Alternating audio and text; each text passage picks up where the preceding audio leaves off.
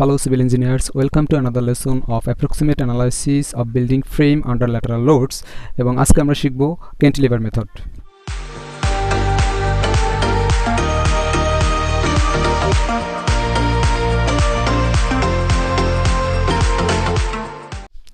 তো আমাদের একটা বিল্ডিং ফ্রেম যেটা স্ট্যাটিক্যালি ইনডিটারমিনেট সেটাকে আমরা অ্যাপ্রক্সিমেট অ্যানালাইসিস করব ক্যান্টিলিভার মেথডে। তো ক্যান্টিলিভার মেথড নাম শুনে বোঝা যাচ্ছে এটা ক্যান্টিলিভার বিমের মতোই হবে। আমরা ক্যান্টিলিভার বিমের সাথে সবাই পরিচিত। ক্যান্টিলিভার বিম কি? আমরা একটু ক্যান্টিলিভার বিম সবাই এটার সাথে পরিচিত আছি। এরকম আমাদের একটা বিম আছে, তবে এই বিমের একটা পাশ যদি এরকম ফিক্সড সাপোর্টে থাকে, আমরা ধরে নিই এ পাশে ভাবে ফিক্সড সাপোর্টেড আছে আর এই পাশটা ফ্রি, তবে এই বিমের উপর যদি আমরা লোড অ্যাপ্লাই করি, তো এরকম একটা ক্যান্টিলিভার বিমের উপরে যখন আমরা লোড অ্যাপ্লাই করব তখন এই বিমটার যে টপ ফেস বা টপ ফাইবার এখানে টেনশন তৈরি হবে, আর যে বটম ফাইবার এখানে কম্প্রেশন তৈরি হবে।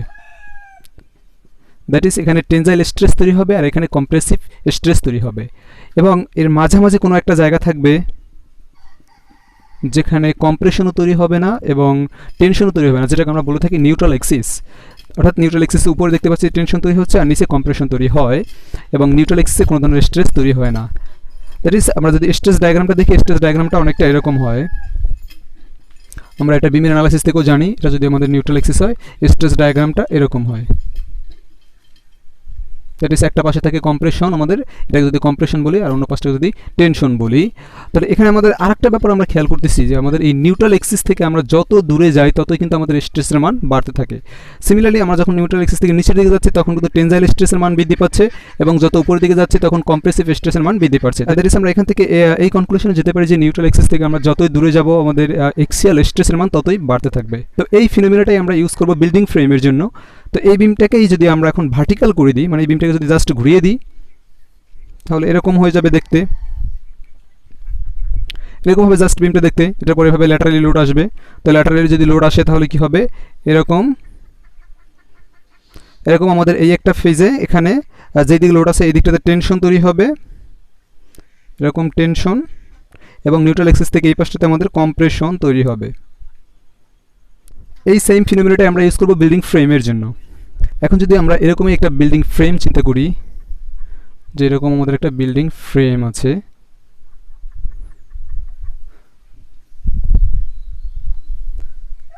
যেখানে আমাদের এই ভার্টিক্যালগুলো হচ্ছে সব কলাম আর হরিজন্টাল মেম্বারগুলো হচ্ছে গার্ডার বা বিম আমরা যেটাকে বলে থাকি, আর এখানে সাপোর্ট রয়েছে।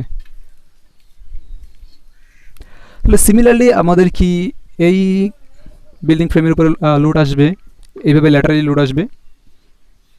তো ল্যাটারালি লোড আসলে এখানেও কোথাও একটা নিউট্রাল এক্সিস তৈরি হবে, এবং নিউট্রাল এক্সিসের এই পাশের যে মেম্বারগুলো থাকবে তাদের মধ্যে টেনশন তৈরি হবে, এবং যারা ওই পাশে থাকবে নিউট্রাল এক্সিসের ডান দিকে থাকবে তাদের ওইদিকে কম্প্রেশন তৈরি হবে।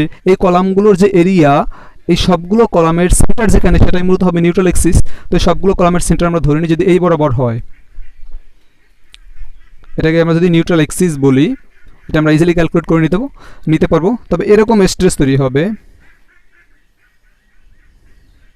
অর্থাৎ এই কলাম বরাবর এখানে টেনজাইল স্ট্রেস তৈরি হবে, এই কলাম বরাবর এখানে টেনজাইল স্ট্রেস তৈরি হবে, এবং এই কলামটাতে এখানে কম্প্রেসিভ স্ট্রেস, এবং এই কলামটাতেও এভাবে কম্প্রেসিভ স্ট্রেস তৈরি হবে।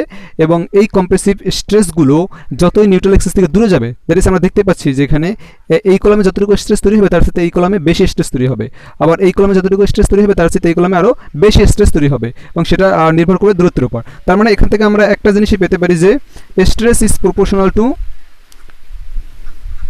distance from neutral axis।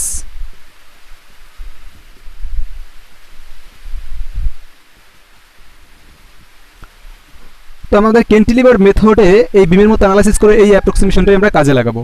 তো এটা আমি ক্যান্টিলিভার বিম কি, ক্যান্টিলিভার বিমে কীভাবে স্ট্রেস তৈরি হয় এবং সেটাকে কীভাবে আমরা ফ্রেমে অ্যাপ্লাই করতে পারি সেটা দেখালাম। এখন এই ব্যাপারগুলো ইউজ করে কীভাবে আমরা ফ্রেম অ্যানালাইসিস করব সেটা একটু দেখি। মানে সরাসরি এখন আমরা ক্যান্টিলিভার মেথড দিয়ে ফ্রেম অ্যানালাইসিস করব, অ্যাপ্রক্সিমেট অ্যানালাইসিস। তো আগের মতো আমাদের এখানে কিছু অ্যাসাম্পশনস লাগবে। এখানে বেসিক্যালি আমাদের তিনটা অ্যাসাম্পশনস লাগবে। ফার্স্ট এবং টু অ্যাসাম্পশনস আমাদের পোর্টাল মেথডের মতো আমরা যেমন দেখেছিলাম যে প্রত্যেকটা মেম্বারের মিড পয়েন্টে হিঞ্জ ফর্ম করবে, প্রতিটি মেম্বারের মিড পয়েন্টে হিঞ্জ ফর্ম করবে, এরকম যতগুলো মেম্বার আছে। A hinge will produce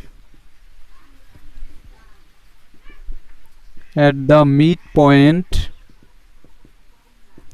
of each girder or beam, যেটাই বলি না কেন আমরা সাধারণত বড় সড়ো ধরনের যে বিমগুলো হয়ে থাকে সেটাকে আমরা গার্ডার বলি, নর্মালি এটা ব্রিজে ইউজ হয়ে থাকে। তো গার্ডার আর বিম ফাংশন একই।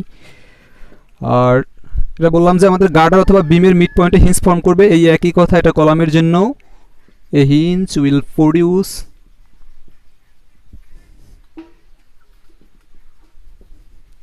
at the midpoint of each column। আর আমার থার্ড যে অ্যাসাম্পশনটা হচ্ছে এটা হচ্ছে আমাদের ক্যান্টিলিভার মেথডের জন্য most important assumptions. axial stress in a column is proportional to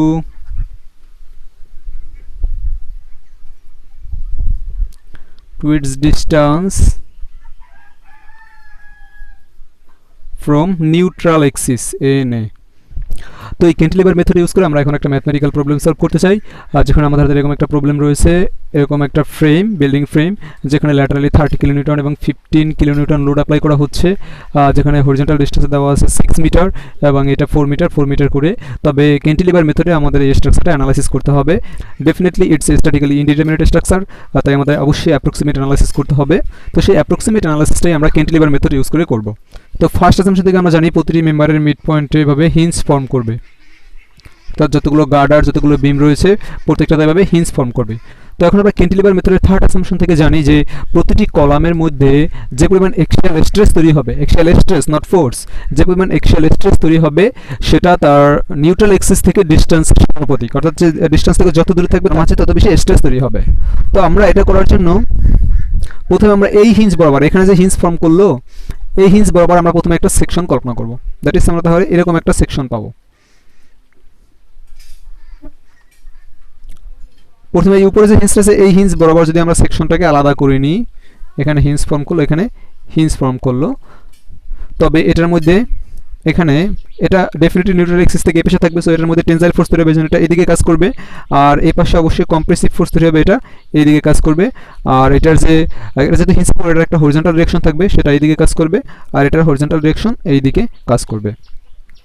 তো আমরা যদি পয়েন্টগুলোর নাম দিয়ে দিই, এটা যদি এম আর এটা যদি এন হয় তবে এটাকে বলবো এম ওয়াই, এটা হবে এন ওয়াই, আর এটা হবে এম এক্স, এটা হবে এন এক্স। তো এখন আমাদের ক্যান্টিলিভার মেথড থেকে আমরা এই এম ওয়াই এবং এন ওয়াই বের করে নিতে পারি। তো তার জন্য আমাদের প্রথমে দেখতে হবে যে এই দুইটা কলামের নিউট্রাল এক্সিস বা সিজি কোথায় থাকবে। এই দুটো মেম্বার আমরা দেখতে পাচ্ছি যেহেতু দুইটা কলামের এই এরিয়া সমান, তবে সিজি থাকবে ঠিক মিডলে, দ্যাট ইজ এই কলাম থেকে 3 মিটার ডিস্টেন্সে, আবার এই কলাম থেকেও 3 মিটার ডিস্টেন্সে। তাহলে আমরা যদি এই লাইন বরাবর মোমেন্ট নিই, একদম যে সেন্টার পয়েন্ট, এই সেন্টার পয়েন্ট যেটা যদি আমরা এটাকে জেড বলি এবং জেডের রেসপেক্টে মোমেন্ট নেই, এইখানে আমাদের থাকবে, এইখানে আমাদের এই 30 কিলোনিউটন অ্যাপ্লাইড লোড আছে। তো এখন আমরা যদি জেড এর রেসপেক্টে মোমেন্ট নিই তবে এম ওয়াই এবং এন ওয়াই বের করে নিতে পারি। তো যেহেতু এখানে এম ওয়াই এবং এন ওয়াই সমান দূরত্বে আছে, তবে দুইটার মধ্যে সমান পরিমাণে এক্সিয়াল ফোর্স তৈরি হবে এবং দুইটার এরিয়া যেহেতু সমান, তবে আমরা বলতে পারি এই পার্টিকুলার কেসের জন্য আমরা দেখতে পাচ্ছি দুইটা কলামের এরিয়া সমান। তো যেহেতু তাদের স্ট্রেস দূরত্বের সমানুপাতিক, সো তাদের ফোর্সও দূরত্বের সমানুপাতিক হবে। শুধুমাত্র এই পার্টিকুলার প্রবলেমের জন্য আমরা এটা বলতে পারতেছি, যেহেতু সবার এরিয়া সমান, কিন্তু এরিয়া যদি সমান না হয় তবে কিন্তু আমরা এটা বলতে পারবো না। তো এখান থেকে তাহলে বলতে পারি এই কলামের মধ্যে এক্সিয়াল ফোর্স আসতেছে এম ওয়াই, এই কলামের মধ্যে এক্সিয়াল ফোর্স আসবে এন ওয়াই।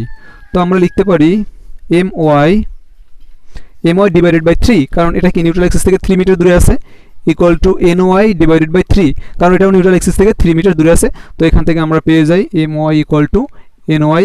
এখন যদি আমরা জেড পয়েন্টে মোমেন্ট নিই, that is summation of moment Z equal to 0, এবং এটাকে সলভ করে তখন এখান থেকে পাবো এই 30 কিলোনিউটন, এটা দেবে পজিটিভ মোমেন্ট, মানে ক্লকওয়াইজ ডিরেকশনে মোমেন্ট নেবে। তাহলে 30 ইন্টু ডিস্টেন্স, এই ডিস্টেন্সটুকু কত আমাদের, এটা ছিল 4 তার অর্ধেক, তাহলে এখানে আসবে 2 ইকুয়াল টু, কারণ এই মোমেন্টটাকে রেজিস্ট করবে আমাদের যে এই যে দুইটা ফোর্স রয়েছে এম ওয়াই এবং এন ওয়াই, এই দুইটা কলাম এন্টি ক্লকওয়াইজ মোমেন্ট দিয়ে এটাকে রেজিস্ট করবে। সো এটাকে আমরা সমান চিহ্নের পাশে লিখতে পারি।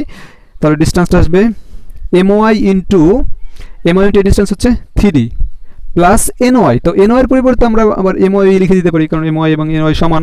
আমরা এটাই ক্যান্টিলিভার মেথডের অ্যাসাম্পশন থেকে দেখি, মানে দুইটা সমান দূরত্বে আছে, সো তাদের মধ্যে এক্সিয়াল স্ট্রেস সমান হবে, আর দুইটার এরিয়া সমান, তার মানে বলতে পারতেছি যে এক্সিয়াল ফোর্সও সমান হবে। তো যদি দুইটা এরিয়া যদি সমান হতো তবে আমাদের কিন্তু এক্সেল স্ট্রেস নিয়ে তারপর সেখান থেকে ফোর্স ক্যালকুলেট করতে হতো। এখান থেকে আমরা যেহেতু এরিয়া সমান আমরা সরাসরি আমরা ফোর্স পেয়ে গেছি। তো এই ডিস্টেন্সটা কত, এটাও আছে 3 মিটার দূরে। আমরা যে পয়েন্টে মুভমেন্ট নিচ্ছি সেই পয়েন্ট থেকে 3 মিটার দূরে কাজ করতেছে, এবং এটাকে সলভ করলে আমরা MOI এবং ওইটাকে NOI বলবো। তাহলে MOI ইকুয়াল টু NOI আমরা পেয়ে যাচ্ছি 10 কিলো নিউটন। সিমিলারলি এখন আমরা আবার নিচের যে দুটো হিঞ্জ আছে এই হিঞ্জ বরাবর সেকশন নিয়ে আবার মুভমেন্ট নিয়ে এই দুইটা পয়েন্টে এক্সিয়াল ফোর্স কত আমরা বের করে নিই।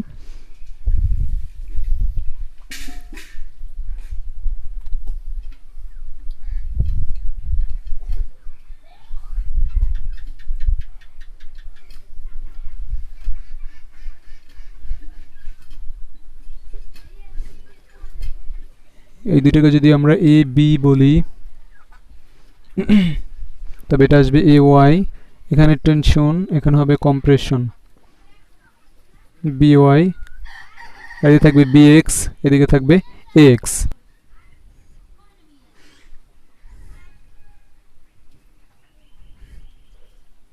এটা নিউট্রাল এক্সিস, আমাদের এখানে অ্যাপ্লাইড ফোর্স 30 কিলো নিউটন, ওদের এই পয়েন্ট আছে 15 কিলো নিউটন। তো সিমিলারলি আমরা আবার এখান থেকে দেখতে পাই যে AY এবং BY অর্থাৎ দুইটা কলামে নিউট্রাল এক্সিস থেকে সমান দূরে আছে এবং দুইটা এরিয়া সমান। সো এখান থেকেও আমরা একই জিনিস বলতে পারি AY ইকুয়াল টু BY, যেহেতু সমান দূরত্বে আছে এবং তাদের কলামের এরিয়া সমান, সো দুইটার মধ্যে ফোর্সও সমান আসবে।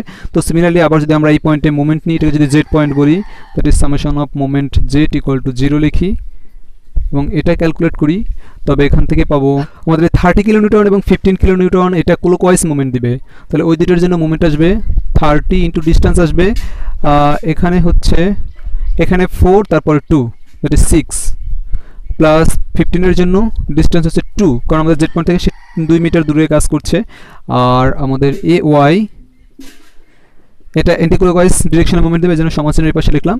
AY ইন্টু ডিস্টেন্স হচ্ছে 3 প্লাস BY ইন্টু 3, BY কে আমরা AY লিখতে পারি ইন্টু 3, কারণ এটারও ডিস্টেন্স 3, এবং এটাকে সলভ করলে আমরা AY পেয়ে যাব এবং ওইটাই হবে BY, that is AY equal to BY, it will be 35 kilo Newton. তো আমরা এইটা পেয়েছিলাম 10 কিলো নিউটন আর আমাদের এটা পেলাম 35 কিলো নিউটন। এখন আমরা যেহেতু এই হিঞ্জ বরাবর পয়েন্ট অর্থাৎ এই হিঞ্জে এবং এই হিঞ্জে একটা করে ফোর্স জানি এবং এর নিচের হিঞ্জ দুটোতে একটা করে ফোর্স জানি, এখন টোটাল স্ট্রাকচারটা আমাদের কাছে স্ট্যাটিক্যালি ডিটারমিনেট। এখন এই হিঞ্জ বরাবর প্রতিটি মেম্বারকে আমি আলাদা আলাদা করে সেটাকে যদি ব্যালেন্স করি, অ্যানালাইসিস করে আমরা আদার্স ফোর্সগুলো পেয়ে যাব, কারণ এইখানের এই যে 4টা হিঞ্জ, এই 4টা হিঞ্জে আমাদের একটা করে ফোর্স জানা আছে। তো আমরা যদি এখন স্ট্রাকচারটা কীভাবে ভেঙে দিই, তো আমরা এতক্ষণের ক্যালকুলেশন থেকে পেয়েছিলাম MOI ইকুয়াল টু NOI, এটা ছিল 10 কিলো নিউটন, আর AY ইকুয়াল টু BY এটা ছিল 35 কিলো নিউটন। এটা আমাদের অ্যানালাইসিস লাগবে, আমরা একটু এখানে লিখে রাখলাম। তখন আমরা এই হিঞ্জ পয়েন্টে, এই দুইটা পয়েন্টে যদি এখন মেম্বারটাকে আলাদা করে নিই ফ্রেমটাকে, তবে এরকম আমরা পাবো। এই পয়েন্টে হিঞ্জ, এই পয়েন্টে হিঞ্জ, এবং এই পয়েন্টের আমরা ফোর্স জানি, এটা কিন্তু টেনজাইল ফোর্স ছিল MOI, এটার মান হচ্ছে আমরা বের করলাম 10 কিলো নিউটন, আর এখানে অ্যাপ্লাইড লোড আছে 30 কিলো নিউটন, আর এখানে আমাদের একটা হরিজন্টাল ফোর্স থাকবে, সেটা কত সেটাই আমাদের বের করতে হবে। আর আমরা ভার্টিক্যাল ফোর্সটাকে ব্যালেন্স করে নিতে পারি, কারণ এই পয়েন্টের দুটো ফোর্স, এই পয়েন্টে ভার্টিক্যাল ফোর্স আছে আমাদের 10 কিলো নিউটন, আর তাহলে এই পয়েন্টে ভার্টিক্যাল ফোর্স অবশ্যই আমাদের আপওয়ার্ড 10 কিলো নিউটন হতে হবে, যেহেতু এটা ডাউনওয়ার্ড 10 কিলো নিউটন, এটাকে আপওয়ার্ড 10 কিলো নিউটন হতে হবে এই মেম্বারটাকে ব্যালেন্স করার জন্য। আর সিমিলারলি এখানেও একটা হরিজন্টাল ফোর্স থাকবে। তো এখানকার আর এখানকার দুটো হরিজন্টাল ফোর্স এখন আমাদের কাছে আননোন, সেই দুটো হরিজন্টাল ফোর্স কীভাবে বের করতে পারি, আমরা এটাকে x ধরে এই পয়েন্টে যদি মোমেন্ট নিই, তবে আমরা এখান থেকে পাবো এই যে x, এই মোমেন্ট দেবে ক্লকওয়াইজ, আর এই যে 10 এটা মোমেন্ট দেবে অ্যান্টি ক্লকওয়াইজ। তাহলে এখান থেকে আমরা লিখতে পারবো x ইন্টু এই ডিস্টেন্স হচ্ছে 4 এর অর্ধেক, দ্যাট ইজ 2, ইকুয়াল টু হচ্ছে 10 ইন্টু এই ডিস্টেন্সটা হচ্ছে 6 এর অর্ধেক, দ্যাট ইজ 3। তো এটাকে সমাধান করলে আমরা x ইকুয়াল টু পেয়ে যাচ্ছি, এখান থেকে পাবো আমরা 15 কিলো নিউটন, দ্যাট ইজ এখানে কাজ করছে 15 কিলো নিউটন। তো এখন আমাদের দেখি একটা হরিজন্টাল ফোর্সগুলোকে আমরা ব্যালেন্স করি। আমাদের এইদিকে ছিল 30 কিলো নিউটন, সেটাকে রেজিস্ট করছে ও 15 কিলো নিউটন, তার মানে এটাকে ব্যালেন্স করার জন্য আরও 15 কিলো নিউটন দরকার, দ্যাট ইজ এখানে কাজ করবে 15 কিলো নিউটন। তো এই পোর্শনটাকে আমরা ব্যালেন্স করে ফেললাম। তো এটা থেকে এখন আমাদের নিচের পোর্শনে ব্যালেন্স করতে হবে, এবং তার নিচের পোর্শন যদি ব্যালেন্স করি আমরা, তো আমাদের মেইন টার্গেট কিন্তু হচ্ছে এই সাপোর্টগুলোতে, কলামের সাপোর্টগুলোতে যে বেইজ আছে, এই বেইজের রিয়াকশন বের করা। তো আমরা এই পর্যন্ত আসলাম, এখন পরের পোর্শন সলভ করতে হবে, তারপর নিচে আসলে আমরা এইখানে রিয়াকশনটা পাবো। তো এই নিচের অংশকে যদি আমি সলভ করি, অর্থাৎ দ্যাট ইজ এই অংশটুকু, এই পোর্শনটুকুকে যদি আমি এখন নিয়ে আসি, এই তিনটে হিসেবে আবার ভেঙে, তাহলে এখানে এরকম একটা টি এর মতো পাওয়া যাবে।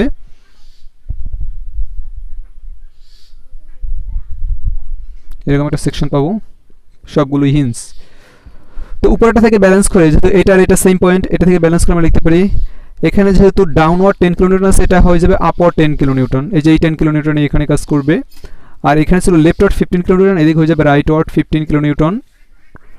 এটা ব্যালেন্স করলাম। আর এই পয়েন্টের এক্সিয়াল ফোর্স আমরা জানি, এই যে এ ওয়াই বা বি ওয়াই যেটা বলি, এটা হচ্ছে 35 ডাউনওয়ার্ড, এটা হচ্ছে 35 কিলোনিউটন।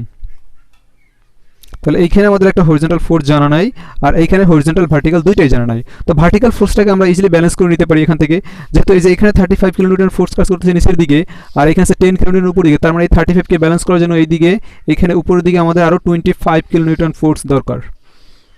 তাহলে এখন আমাদের হাতে আননোন এখানকার হরিজন্টাল ফোর্স কত, এখানকার হরিজন্টাল ফোর্স কত, এটা আমাদের বের করতে হবে। তো এখানকার হরিজন্টাল ফোর্স আর এখানকার হরিজন্টাল ফোর্স এই দুইটা আমাদের এখন আননোন, সেটা আমরা কীভাবে বের করতে পারি। সিমিলারলি আবার এই যে কোনো একটা পয়েন্টে যদি মুভমেন্ট নিই, এই পয়েন্টে মুভমেন্ট নিলে এটা পাবো, আবার এই পয়েন্টে মুভমেন্ট নিলে এটা পাবো। ওইখানে একটা ব্যাপার আছে, আমাদের এই 15 কিলোনিউটন ফোর্স আছে এখানে অ্যাপ্লাইড লোড 15 কিলোনিউটন। তো এখন যদি আমরা এই পয়েন্টে মুভমেন্ট নিই, তবে এখানকার হরিজন্টাল ফোর্স পেয়ে যাই, সেটা হবে 22.5 কিলোনিউটন। এবার আমরা হরিজন্টাল ফোর্সগুলোকে ব্যালেন্স করি, দেখেন আছে এখানে আছে 15 আর রাইট ওয়ার্ড, এখানে আছে 15 rightward, that is 25 rightward, আর লেফট ওয়ার্ড আছে 22.5, দ্যাট ইজ এটাকে ব্যালেন্স করার জন্য আমাদের এখানে 7.5 কিলোনিউটন দরকার। তো আমরা এই পর্যন্ত চলে আসলাম। এরপরে নিচের অংশটুকু যদি আমরা ব্যালেন্স করি, তাহলে এই পয়েন্টের রিয়াকশন পেয়ে যাব। তো এরপরে নিচের অংশটুকু আমরা এখানে নিয়ে আসি, এখানে আমাদের ফিক্সড সাপোর্ট, এখানে আমাদের হিঞ্জ সাপোর্ট, এই হিঞ্জ সাপোর্ট দুটো ডিরেকশন জানা আছে, এইদিকে কাজ করবে 35, এইদিকে কাজ করবে আমাদের 22.5 কিলোনিউটন। এই পয়েন্ট আর এই পয়েন্টটা সেম, জাস্ট এখানে ডিরেকশনটা উল্টিয়ে যাবে। আর এটাকে যদি ব্যালেন্স করি, আমাদের নিচের দিকে 35 কিলোনিউটন ফোর্স কাজ করা দরকার, আর রাইট ওয়ার্টে এইদিকে দরকার 22.5। আর টোটাল পোর্শনটাকে যেহেতু এখানে একটা কাপল তৈরি হচ্ছে, তো এটাকে রেজিস্ট করার জন্য এখানে একটা মোমেন্ট তৈরি হবে, সেই মোমেন্টের মান কত হবে 22.5 ইন্টু এই ডিস্টেন্স, এই ডিস্টেন্সটা হচ্ছে আমাদের 2 মিটার। তো 22.5 আর 2 মিটার যদি গুণ করি, তাহলে আমরা পাবো এখানে 45 কিলোনিউটন মিটার। অর্থাৎ আমরা এই একটা পাশ আমাদের অ্যানালাইসিসটা এভাবে করে ফেললাম। এটা হচ্ছে আমাদের মূলত অ্যান্সার। আমাদের এই বেস পয়েন্টের রিয়াকশন চাইছে, তা বেস পয়েন্টের হরিজন্টাল ডিরেকশন এটা, ভার্টিক্যাল ডিরেকশন এটা, এবং মোমেন্ট হচ্ছে এটা। এই সিমিলার ক্যালকুলেশন আমাদের রাইট পোর্শনের জন্য করতে হবে, অর্থাৎ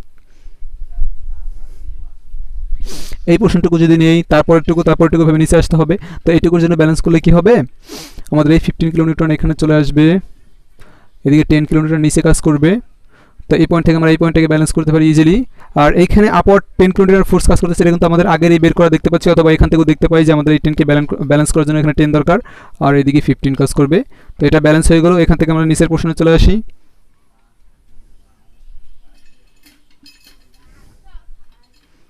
হিঞ্জ পয়েন্ট, এখানে 10 15, আর এইখানে আমাদের জানা আছে এটা হচ্ছে 35। সো 10 35 এটাকে ব্যালেন্স করার জন্য এখানে আমাদের 25 দরকার আপওয়ার্ড। তো এটাকে ব্যালেন্স করার জন্য আমাদের নিচের দিকে আছে 10 আর উপর দিকে আছে 35, তার মানে উপর দিকে, তার মানে এটাকে ব্যালেন্স করার জন্য আমাদের নিচের দিকে 25 দরকার। এই তো এখন এইখানকার আমাদের হরিজন্টাল ফোর্সটা বের করতে হবে, এখানকার হরিজন্টাল ফোর্সটা বের করতে হবে। সেটা করার জন্য আমরা যদি এই পয়েন্টে মুভমেন্ট নিই, এটা পেয়ে যাবো, আবার এই পয়েন্টে যদি মুভমেন্ট নিই, এটা পেয়ে যাবো। তো এই পয়েন্টে মুভমেন্ট নিলে আমরা এটা পাবো 7.5, আর তখন দেখি কি আমরা এটাকে ব্যালেন্স করার জন্য, কারণ এদিকে 7.5 আছে আর এদিকে আছে 15, সো এই দুইটাকে ব্যালেন্স করার জন্য আমাদের এই ফোর্সটাকে এই ডিরেকশনে কাজ করতে হবে, অ্যান্ড ইট উইল বি 22.5, কারণ 7.5 আর 15 22.5 এদিকে আসবে। এখন সিমিলারলি এই নিচের পোর্শনটুকু যদি ব্যালেন্স করি, এই 35 আসবে ডাউনওয়ার্ড, এখানে 35 আর 22.5 এইদিকে যাবে, সো এইদিকে আপওয়ার্ড 35, এদিকে লেফট ওয়ার্ড 22.5, এবং এখানে একটা মোমেন্ট চলে আসবে 45 kilonewton metre. That's the total solution. তাহলে এটা হচ্ছে আমাদের এই টোটাল ফ্রেমের অ্যানালাইসিস। তাহলে এই ফ্রেমটাকে আমরা ক্যান্টিলিভার মেথড ইউজ করে এভাবে অ্যানালাইসিস করে ফেললাম। প্রতিটি মেম্বারে, অর্থাৎ প্রতিটি মেম্বারে কী পরিমাণ শেয়ার ফোর্স, কী পরিমাণ বেন্ডিং মোমেন্ট, কী পরিমাণ এক্সিয়াল ফোর্স আসতেছে আমরা এখান থেকে বের করে ফেললাম। এখন যদি শেয়ার ফোর্স, বেন্ডিং মোমেন্ট বা এক্সিয়াল ফোর্স ডায়াগ্রাম ড্র করতে বলে, আমরা ইজিলি এই মানগুলো ব্যবহার করে ডায়াগ্রাম ড্র করে দিতে পারবো।